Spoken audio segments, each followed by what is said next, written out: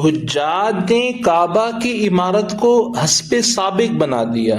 کچھ عرصہ بعد جمادی الاولیٰ 73 ہجری میں سیدنا عبداللہ بن زبیر رضی اللہ عنہما شہید کر دیے گئے۔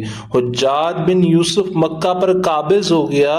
اس نے خلیفہ عبد الملک بن مروان کو خط لکھا کہ ابن زبیر رضی اللہ عنہما نے کعبہ کی عمارت ایسی بنیاد پر کھڑی کی ہے جسے مکہ کے عادل لوگوں نے دیکھا تھا۔ انہوں نے کعبہ میں وہ جگہ بھی شامل کر دی ہے جو سابقہ عمارت میں شامل نہیں تھی۔ انہوں نے اس میں ایک نئے دروازے کا اضافہ بھی کر دیا۔ حجاج بن یوسف نے عبد الملک بن مروان سے درخواست کی کہ اب مجھے کعبہ کی ویسی ہی عمارت تعمیر کرنے کی اجازت دی جائے جیسی عمارت قریش نے تعمیر کی تھی۔ عبد الملک نے جواب میں لکھا، ہم ابن زبیر کی گڑبڑ میں بالکل شریک نہیں ہو سکتے۔